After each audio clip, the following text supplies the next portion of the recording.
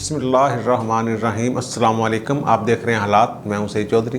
Bill आखिर मरीम नवाज शरीफ ने Islamabad high court में दरख्वास्त दायर कर दी है, जिसमें उन्होंने एवन फील्ड रेफरेंस में जो उन्हें सज़ा हुई थी उसमें बरीयत की सज़ा की है। और उन्होंने उसे कहा जनाब सियासी इंजीनियरिंग की गई है हमारे ख़िलाफ़, और इल्ज़ाम उन्होंने डायरेक्ट लगाया है ISI पे और ISI के चीफ फैज़ हमीद पे। इसकी तफसीलात हम बयान करते हैं, लेकिन इससे पहले चेयरमैन नैब जो हैं जस्टिस रिटायर्ड जवेद इकबाल, उनकी तस्दीक़ की जा रही है, एक्सटेंशन दी जा रही है उन्हें होते में, कोऑर्डिनेंस लाया जा रहा है। ऑर्डिनेंस की क्या हैसियत है इस बारे में हम थोड़ा सा बताएंगे। लेकिन इससे पहले यार वो तलत महमूद कुमन का कल मैंने जिक्र किया था एक वीडियो में, और मैं गलती से उन्हें ब्रिगेडियर कह गया था। वो ब्रिगेडियर नहीं है, ये बात ठीक है। वो मेरे दिमाग में कोई खलत मलत ख्यालात हो गए थे। असलम कुमन साहब जो हैं ब्रिगेडियर, और ये तलत महमूद कुमन। लेकिन ये बाकी चीज़ें जो थी कि ये इनकी जनरल बाजवा से रिश्तेदारी है, वो बातें ठीक हैं। और ये कि इनकी जो है ब्रॉडशीट के साथ बिज़नेस पार्टनरशिप या तल्लकदारी, वही बात ठीक है। यार ये जब थे ना मुनीर हफीज़, जनरल मुनीर हफीज़ चेयरमैन नैब, तो इनकी फ़र्म का इफ्तिताह किया था उन्होंने। इनकी फ़र्म थी एमट्रैक, जिसका काम ही ये था कि जो घपले वाले पैसे हैं या असासे हैं वो रिकवर करना। उसके लिए ये मुआवनत देनी थी, इन्होंने मुशावरत करनी थी। और फिर ये नैब में फाइनेंशियल क्राइम्स इन्वेस्टिगेशन जो है उसके DG भी रहे हैं, जो विंग था बनाया गया वहाँ। तो फिर इनकी ब्रॉडशीट के साथ मामलात हफीज़ जो हैं जनरल मुनीर हफीज़ साहब, उनके ऊपर ख़ुद इल्ज़ामात थे LPG का कोटा लेने के और इस तरह के। ये नैब जो है ये सियासतदानों को पकड़ने में बड़ा तेज़ है, लेकिन जब किसी जनरल की बात आए या जजों की बात आए तो फिर ये कह लेते हैं जनाब कानून जो है वो इजाज़त नहीं देता हमें कि हम जजेस और जनरलों के ख़िलाफ़ कार्रवाई करें। 2012 में PAC का अजलास था, पब्लिक अकाउंट्स कमेटी का। नदीम अफजल साहब, नदीम अफजल चांद उसको चेयर कर रहे थे। तो उस वक्त फसी बुखारी साहब जो हैं वो चेयरमैन नैब थे। उनको तलब किया गया था, वो कि पैसों का फड्डा था कि जो ये रिकवरी करते हैं 30% उसमें से नैब वाले ले जाते हैं। वो फिर कहते हैं ये पुलिस वाले और ऑडिट वालों को क्यों नहीं मिलते, सिर्फ आप ही क्यों ले जाते हैं।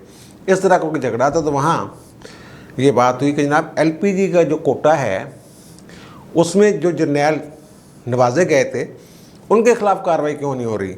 और वो अरबों रुपए बैंकों से कर्जा भी ले गए थे।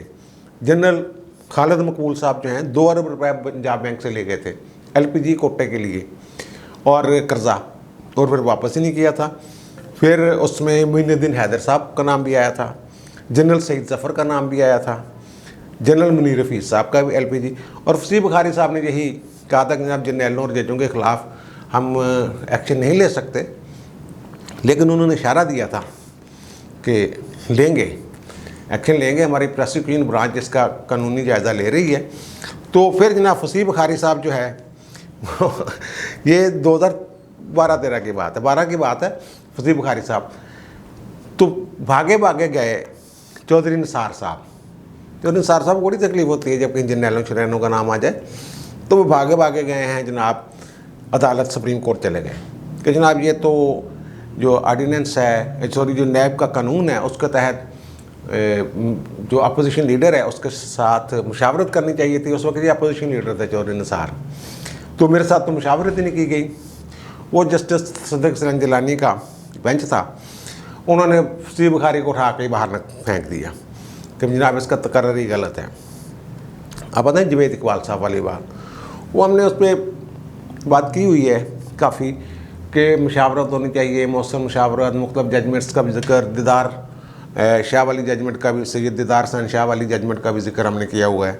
और फिर ये भी कहा होगा कि जो ऑर्डिनेंस है वो सिर्फ 120 दिन का होता है। और फ़हद मलिक और PMDC वाला जो केस है उसमें सुप्रीम कोर्ट डिक्लेयर कर चुके हैं जब 120 दिन पूरे हो जाएँ और मंजूरी ना मिल सके उसकी पार्लियामेंट से, तो वो ऑर्डिनेंस ख़त्म हो जाता है और फिर पुराना कानून बहाल हो जाता है। तो ये 120 दिन के लिए कर सकते हैं, अगर मंजूर नहीं करवा सकेंगे वहाँ से पार्लियामेंट से, तो 120 दिन तक उनको कोई तो शीश से जो भी करना है इन्होंने कर लें, जो भी करना है। लेकिन ये जो कर रहे हैं, ये जावेद इकबाल साहब की अपनी एक जजमेंट है, उसकी सरी वायलेशन है। वो NRO वाला क्या याद है ना आपको, जो उसने चीफ जस्टिस कानून चौधरी ने जो NRO को कलदम किया था, जिन्हें फ़र्द वाहद के लिए और चंद लोगों के लिए कानून नहीं बन सकता, वही था ना। ये भी एक बंदे के लिए कानून बन सकता, जावेद इकबाल साहब भी थे। और उस वक्त के जो DG नैब थे नवीद अहसन, ये 2009 की बात है, दिसंबर की, तो उनके खिलाफ भी अब्दुल थी कि इनको निकालें जी नौकरी से, प्रोसिक्यूटर जनरल को भी निकालें। और जजमेंट के नतीजे में नवीद अहसन साहब बेचारे फिर घर चले गए थे, हटा दिया गया उनको, या रिज़ाइन कर दिया। फिर पीपल्स पार्टी का दौर था, सैयद दीदार हुसैन शाह को लगाया गया जज, नैब का चेयरमैन। जावेद इकबाल साहब की अदालत में ये केस लगा जाके, और उस वक्त भी ये चैलेंज किया चौधरी निसार ने कि जनाब मौसर मुशावरत नहीं, मुझसे मेरे साथ मुशावरत नहीं की गई। ये मुशावरत वाले जो कहते हैं ना मुशावरत नहीं करनी हमने शहबाज शरीफ से, यही इशू उस वक्त गया। सैयद दीदार हुसैन शाह साहब का आ गया जी, ठीक है, ओके। बेंच का कौन सा था? जस्टिस जावेद इकबाल, जो अब चेयरमैन नैब हैं, वो हेड कर रहे थे। जस्टिस राजा फयाज अहमद और जस्टिस आसिफ सईद खोसा बेंच के दीगर अरकान में शामिल थे। 3 रुकनी बेंच था।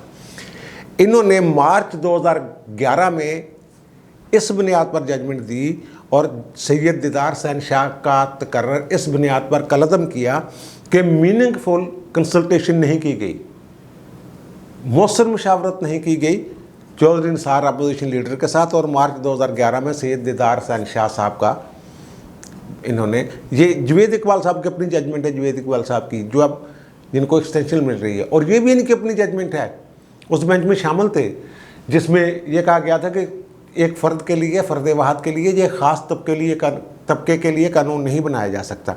अब तरमीम जो है, जो कानून बनाया जा रहा है तशरीह देने के लिए, वो फ़र्द वाहद के लिए, जावेद इकबाल साहब के लिए। और इसके चंद दिन बाद जावेद इकबाल साहब हो गए रिटायर, और उस वक्त पीपल्स पार्टी की हुकूमत थी। पीपल्स पार्टी ने ये कहा कि जनाब हम आपको लगा देते हैं चेयरमैन नैब, इनका नाम चलेगा। लेकिन उस वक्त इफ्तिखार मोहम्मद चौधरी अभी चीफ जस्टिस थे, तो उन्होंने रौला डाल दिया, उनका जनाब आइन के आर्टिकल 207 के तहत 2 साल जब तक पूरे नहीं होते इनको, तो ये नहीं मुकर्रर हो सकते, ये नहीं लग सकते चेयरमैन नैब, कोई सरकारी ओहदा कबूल नहीं कर सकते। तो फिर खैर, क्योंकि वो इफ्तिखार चौधरी एक डांडा चीफ जस्टिस था और फिर आइन की बात थी, तो फिर ये नहीं लग सके थे। और फिर जब नवाज शरीफ का दौर आया है, 2013 की बात कर रहा हूँ, दीदार हुसैन शाह साहब तो के बाद तो फिर फसी बुखारी साहब आ गए ना। फसी बुखारी साहब को भी घर भेज दिया गया, इसी तरह के मौसर मुशावरत नहीं हुई, तसद्दुक़ गिलानी साहब वाला बेंच था वो। उनके जाने के बाद जावेद इकबाल का नाम दिया वज़ीर-ए-आज़म नवाज शरीफ ने कि जावेद इकबाल को चेयरमैन नैब लगा दें। लेकिन पीपल्स पार्टी वाले डट गए, उनका नहीं जी, ये बंदा ठीक नहीं है। चौधरी कमर ज़मां पे इतफाक़ हो गया। लेकिन 2017 में देखे ये हो क्या रहा है, पहले पीपल्स पार्टी ने नाम दिया इफ्तिखार चौधरी का, नहीं ये नहीं हो सकता क्योंकि अभी 2 साल नहीं हुए। फिर नून लीग ने, नवाज शरीफ ने नाम दिया, तो पीपल्स पार्टी ने कहा नहीं जी हमें नहीं ये मंजूर, चौधरी कमर ज़मां आ गया। फिर 2017 में खुर्शीद शाह जो अपोजिशन लीडर थे पीपल्स पार्टी वाले, उन्होंने जावेद इकबाल का नाम फिर दे दिया कि जावेद इकबाल साहब को लगा, तो वो बड़ा फटा छिड़ा पड़ा था उस पर। वो शाद खगान अब्बासी साहब आ गए थे, फिर फवाद की कुछ रिपोर्टें आ गई थी, इनके ऊपर बड़े वो इल्ज़ामात, ये वो फलाटी, तो वो फिर, लेकिन खुर्शीद शाह साहब और जरदारी साहब उसके पीछे पड़े हुए नहीं जी नहीं लगा लें, और बाद में नतीजा देख ही लिया क्या हुआ। ये तो यार शुरू में ना अदलिया में ये पुरअसरार से हैं, थोड़े से रहे हैं। जब इफ्तिखार चौधरी को हटाया गया ना नौकरी से मार्च 2007 में, तो ये भगवान दास सीनियर मोस्ट थे, वो थे इंडिया में, भारत गए हुए थे कोई अपनी मजहबी ज़ियारतों के लिए, तो इनको बना दिया था। तो वकीलों ने बड़ा रौला डाला था इस पर एतबार ही, ये कहता मुझ पर एतबार करने का नहीं थोड़ा देर एतबार नहीं होगा सानू। और जब मार्च 2007 में हटाया गया था ना इफ्तिखार चौधरी साहब को, ये लाहौर में एक शादी थी, ये वहीं रह गए थे नहीं आए थे एक जज की शादी में।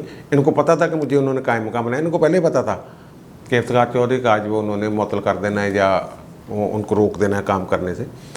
तो 2003 वाले में भी ये चंद दिन भी सब्र नहीं कर सके थे। 3 जून को ये होता है एक इनको सारे पीसीओ के तहत फारग होते हैं, उनमें ये भी होते हैं। लेकिन 2 हफ्ते बाद जो 11 या 12 जून को ये एक प्रेस काउंसिल जैसे टाइप एक अदारा है छोटा सा, उसके हेड बन गए थे जाके। बहरहाल जो अब हुकूमत करने जा रही है उसकी मर्ज़ी है, देखें वो क्या करती है क्या नहीं करती। नैब ने वो जिन लोगों के ख़िलाफ़ कार्रवाई करनी है, वो जो मरियम ने कहा है कि ये पॉलिटिकल इंजीनियरिंग है, सियासी इंजीनियरिंग है, नैब मरियम नवाज़ ने अपनी दरख्वास्त की जिस चीज़ को बुनियाद बनाया है वो है इस्लामाबाद हाई कोर्ट के जज, साबिक जज शौकत अज़ीज़ सिद्दीकी साहब, जो उनका खिताब था इस्लामाबाद हाई कोर्ट में 2018 की शायद जुलाई की ही बात है। तो उनका जो खिताब था वो खिताब का एक थोड़ा सा हिस्सा, वो कुछ मामला हैं तो पूरा नहीं दिखा सकते, लेकिन इतना हिस्सा हम दिखा देंगे जिसमें वो कह रहे हैं कि जनाब ISI मैनिपुलेट करती है अदालतों को, बेंचों को, मर्जी से तश्कील दिलवाती है। और उसका जो ज़्यादातर हिस्सा वो एक लिंक दे देंगे, वो मेरी पुरानी एक है, मैंने उसको लगाया था अपनी फेसबुक पे तकरीर का कुछ हिस्सा, तो वो लिंक भी दे देंगे। बहरहाल ये चंद सेकंड की जो है ये हम आपको दिखा देते हैं, जिससे साफ पता चल जाएगा। ISI पूरी तरह जुडिशियल प्रोसीडिंग्स को मैनिपुलेट करने में इन्वॉल्व है। उन्होंने ये कहा था कि ISI वाले अपनी मर्जी से बेंच बनवाते हैं। वो कहते हैं उस वक्त अनवर कासी थे चीफ जस्टिस। शौकत सिद्दीकी साहब कहते हैं कि मैं अल्लाह को गवाह बना के ये कहता हूँ, मैं इस बार को गवाह बना के, जो मेरी माँ है, अपनी माँ को गवाह बना के ये कहता हूँ कि ये मैनिपुलेट करते हैं।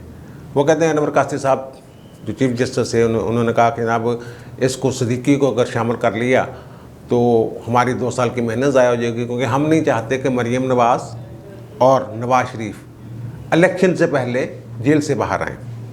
ये वो ख़ुद बता रहे हैं। और फिर इनका मामला चले गया सुप्रीम जुडिशल काउंसिल में कि जनाब ये आपने क्या कह दिया, आपने ओपन ये वो, तो वहाँ भी कुछ झड़पें होती रही। उन्होंने सुप्रीम जुडिशल काउंसिल ने, किसकी सुप्रीम जुडिशल काउंसिल थी, कौन हेड था, साकिब निसार साहब ने रिपोर्ट मांग ली अनवर कासी साहब से। अनवर कासी ने कहा कि नहीं, मुझसे तो ऐसी कोई बात नहीं हुई। उन्होंने इसको तरदीद कर दी अपनी रिपोर्ट में अनवर कासी साहब ने, जबकि अनवर कासी साहब के ख़िलाफ़ खुद एक केस था सुप्रीम जुडिशल काउंसिल में नजायज़ भर्तियों का। इस्लामाबाद हाई कोर्ट जब बनी है तो उसके बाद जो वहाँ भर्तियाँ हुई हैं तो काफ़ी देर तक चलता रहा है मामला। इकबाल हमीद रहमान साहब पहले चीफ जस्टिस थे और फिर सुप्रीम कोर्ट की जजमेंट आ गई भर्तियों के वाले से, ये भर्तियाँ सही नहीं हैं। तो इकबाल हमीद रहमान साहब तो हैं जो हैं वो तो रिज़ाइन कर गए, वो हमीद रहमान के बेटे थे और नेक पाक आदमी। उन्होंने अपनी जो तारफ़ है, जो अदलिया की वेबसाइट पे तारफ़ होता है जजेस का, उसमें उन्होंने अपना अकाउंट नंबर तक दिया हुआ था बेचारे ने। वो तो रिज़ाइन कर गए कि चलो जी मैं चला जाता हूँ। उस वक्त पता चला ये जो अब हो रहा है ना कोर्ट पैकिंग प्लान, कि इकबाल हमीद रहमान साहब को क्यों घर भेज दिया गया। अनवर कासी साहब भी उसी केस में थे, लेकिन जब उन्होंने शौकत अज़ीज़ सिद्दीकी के ख़िलाफ़ ये कह दिया कि ये गलत है, गलत बयानी है, जो भी उन्होंने कहा, तो उनके खिलाफ रेफरेंस पता नहीं चला कहाँ गया, कैसे ख़त्म हो गया, क्या नहीं हुआ, और वो अपनी मुद्दत पूरी करके रिटायर हो गए। और जो शौकत अज़ीज़ सिद्दीकी है इनकी, वो भी था। अब इनकी अपील चल रही है शौकत अज़ीज़ सिद्दीकी साहब की सुप्रीम जुडिशल काउंसिल के फ़ैसले के ख़िलाफ़, जिसमें इनको बरतरफ किया गया था। उस अपील में इनके जो वकील हैं हामिद खान ने सारा कुछ खोल दिया। उन्होंने कहा कि 2 मरतबा DGISI फैज़ हमीद साहब जस्टिस शौकत अज़ीज़ सिद्दीकी के घर आए और उन्होंने यही बात की, उनसे पूछा कि आपके पास अगर अपील आती है नवाज शरीफ और मरियम नवाज़ की और सफदर की, तो आप क्या करेंगे?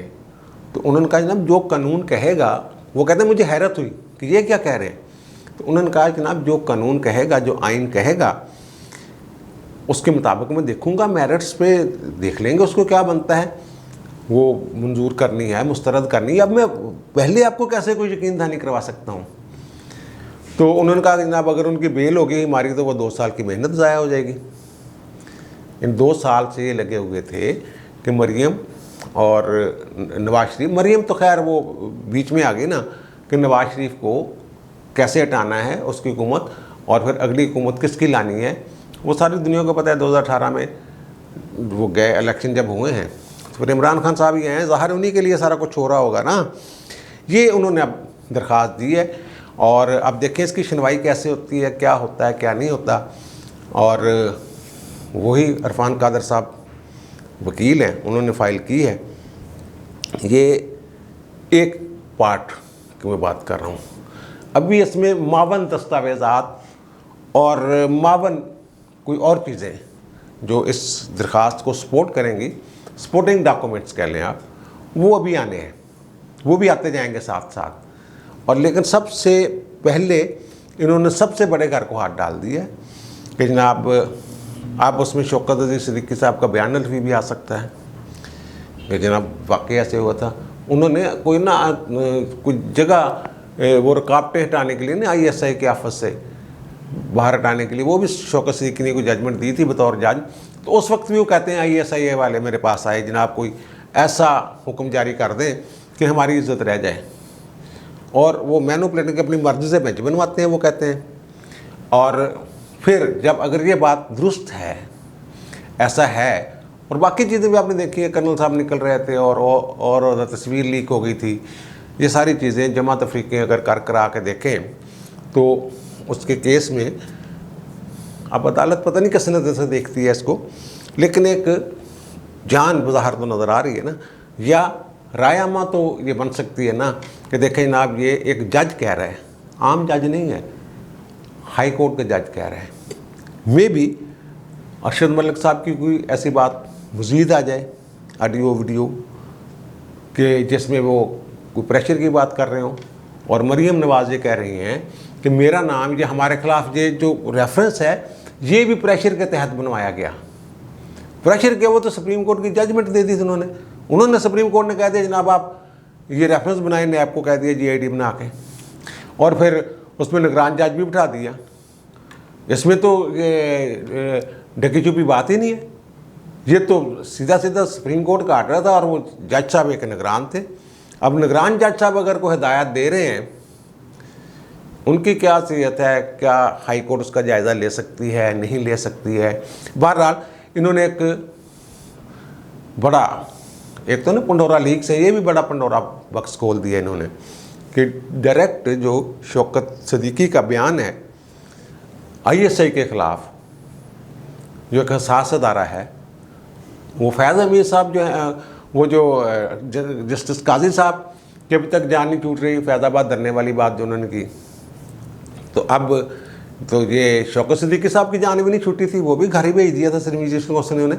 लेकिन जो बात वो कर गए हैं वो तो अब तारीख़ में लिखी गई है ना, तो इसी तरह तारीख़ आगे बढ़ेगी। अब दीजिए मुझे इजाज़त, इंशाल्लाह दोबारा मुलाकात होगी नए इलाके के साथ। अल्लाह हाफ़िज़।